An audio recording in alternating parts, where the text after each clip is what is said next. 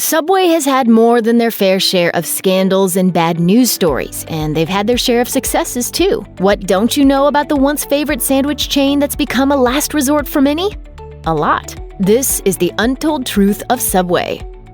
Subway has been associated with a lot of bad press, and one of the claims that took social media by storm was the one that said they were selling 12-inch subs that weren't actually 12 inches long. The whole thing started in 2013 when one Australian teen posted a picture of his sub and proof that it was only 11 inches long. It went absolutely viral, and Subway went to court over claims that they were cheating their customers and misrepresenting their product. According to Forbes, Subway agreed to settle for a little over $500,000 and to implement new policies that would regulate their bread-making process a little more. That's after the case was found to be pretty weak for a bunch of reasons, including the fact that most footlongs were, indeed, a foot long. They were all made from balls of raw dough that weighed the same, and their standardized way of putting on the toppings means customers weren't getting shorted any fillings. And since not every Subway customer got a short sub, that meant a class action settlement didn't make sense. So what was going to happen instead was pretty outrageous. The lawyers involved were going to walk away with a cool $520,000, and the 10 plaintiffs were going to get $5,000 each. Insane? A U.S. appeals court thought so too and threw out the settlement after calling it, quote, utterly worthless. But that would be the very definition of a frivolous lawsuit. Remember the outrage over Subway's bread and the so-called, quote, yoga mat chemical? Of course you do, because social media went mad when it came out that one of the ingredients in Subway's bread was also found in yoga mats. The chemical in question is called acetylcarbonamide, and according to CNN, it's usually included in products to help strengthen the dough. There are two different sides to the story here. On one hand, it's been used for a long time and it's been deemed safe by the FDA. In fact, NPR found it was an ingredient in almost 500 different products, including everyone's childhood favorite, Wonder Bread. But it was Subway's bread that got the most attention when news about the chemical went viral, thanks to a post from self-declared expert The Food Babe. Is there anything actually dangerous about it? Not in the amounts deemed safe by the FDA, which is a mere 45 parts per million. Research done by the Center for Science in the Public Interest found that acetylcarbonamide does break down into a few substances that do pose what they deemed a small risk to humans, and it is banned as a food additive in the EU and in Australia. Not long after the outrage, Subway announced they were going to remove it from their recipe. Subway built their business on the idea that they were going to allow their customers to, quote, eat fresh, but by 2018, customers were pointing out that they were noticing their subs weren't so fresh after all. Business Insider says that 2017 was a bad year for the chain, and part of their fall from grace were ingredients that weren't so much fresh as they were mushy and rotten. When they spoke to franchise owners and employees, they found most Subway locations only received deliveries of produce once or twice a week. Some owners even claimed that they had been willing to shoulder the extra costs of getting more frequent deliveries in order to improve food quality, but the requests were denied by corporate. Think the lettuce on your last Subway sub was a little past prime? You're not alone. Those employees say lettuce was a huge problem and was often turning by the time it got to the store. Subway responded saying they went above and beyond to make sure they served only the freshest ingredients, but didn't say how often they were delivered. It gets worse. According to some owners, they have no choice in the matter. Some have attempted to switch to local produce suppliers only to have their franchise license revoked. And here's the thing. Now that there's even more of a shift toward expecting freshness with your fast food, it's even more noticeable that Subway fell behind. Subway has long pushed the idea that they're the healthier choice when it comes to grabbing a quick meal. But are they? Sort of. It really depends on what you order, and there are some truly terrible options there.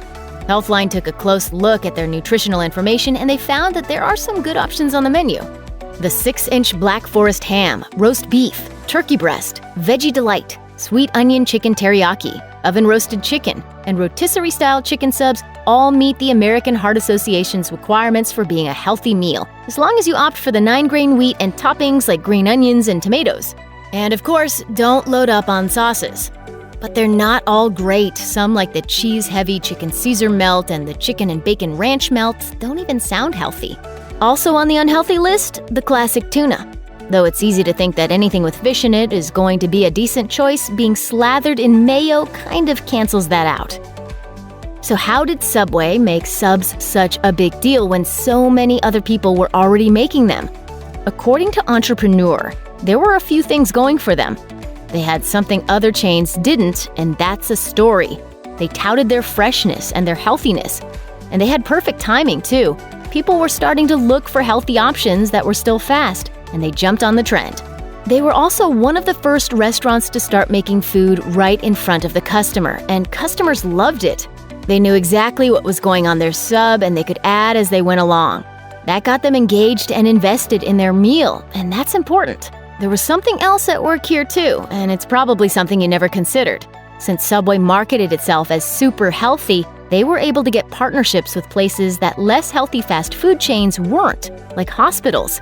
And that was a whole untapped market. You know, it is like the best medicine. It's one of those things we all know about but rarely mention. It's the Subway smell. Even if you've never thought about it, you know exactly what we're talking about, and it's weird, isn't it? At the same time, it definitely smells like bread. It doesn't smell like any other kind of bread in the world, right? So what's the deal? Food Republic was determined to find out, and they went right to the source, Mark Cristiano, who has the title of Global Baking Technologist at Subway.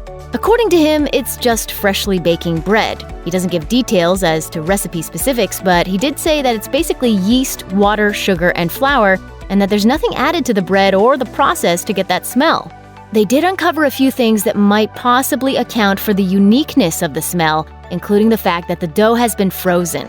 It's also possible that part of what you're smelling is sugar that's caramelizing.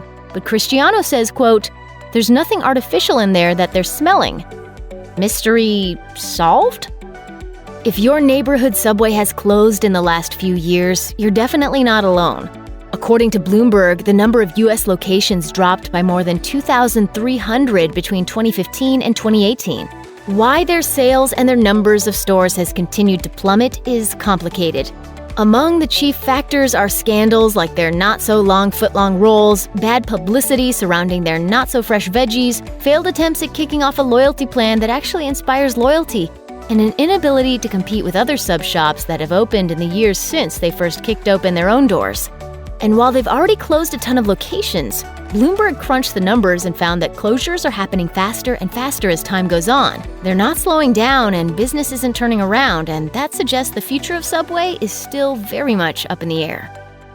Love the $5 footlong? It was a great deal and you got a decent lunch for a decent price. But franchisees definitely didn't share your love for it.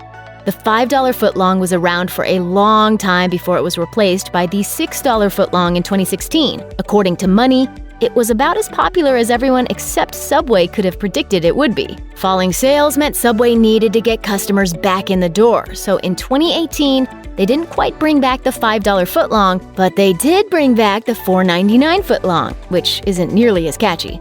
Only 5 sandwiches were up for the deal, but around 400 franchisees backed a petition to put an end to the reimagined deal. Some of them spoke to Business Insider anonymously because talking to the media is something franchisees absolutely are not allowed to do. Some were all right with it because of the limited number of subs and choices included with the deal. Some even hoped it would drive business up, while others cited it as just being one more unfair promotion they were being forced to go along with. When you go into a restaurant and order a chicken sub, you expect chicken, right? Sure you do. Everyone does. That's what made it so outrageous when CBC Marketplace went public with the findings of their own DNA analysis that suggested Subway was selling a half-chicken, half-soy hybrid. The DNA testing was done by Trent University and seemed to show that of all the fast food chains under examination, Subway was the one not selling real chicken. And that's the part of the story that everyone remembers, isn't it? Sure it is. But there's more to it, and Subway went on to completely deny their findings. They were selling, they said, 100% white meat with seasonings marinated and delivered to our stores as a finished cooked product. But Marketplace didn't back down, and other food scientists started to weigh in and question just how accurate the tests were. Finally, Subway had several independent labs do their own testing. Both Maxim Analytics and Elisa Technologies Inc. reported that Subway's chicken was less than 1% soy. And the further results of those tests? A $210 million defamation lawsuit against the CBC. You go into a Subway and you pretty much know what you're going to get. Go into one of Subway's international locations, though, and you'll find menus that not only look completely different, but you'll find some pretty awesome offerings. Head to India and you'll find some seriously delicious-sounding stuff. You can opt for an aloo patty, a chicken, turkey, or tofu tandoori, or a paneer tikka. There's also some kebab options and a super weird sub topped with corn, peas, carrots, and eggless mayo. How messy is that to eat? The UK has a lot of standard options, but also offers a tasty-sounding breakfast sub with sausage, egg, and cheese. What about Australia? There you can pick up a buffalo chicken sub, a smashed falafel sub, or a Moroccan lamb sub. Japan has one with smoked ham and mascarpone, and another that's loaded with shrimp and avocado. Off to Montenegro? Try their beef taco sub, which actually comes loaded with not just taco meat, but nacho chips as well. Weird? Yes. And if you're a fan of quinoa, don't forget to pick up a vegan chickpea and quinoa sub if you're in Finland. In short, if you're traveling internationally and want something familiar but not too familiar, Subway apparently has an answer for you no matter where you are. Check out one of our newest videos right here. Plus, even more mashed videos about your favorite restaurants are coming soon. Subscribe to our YouTube channel and hit the bell so you don't miss a single one.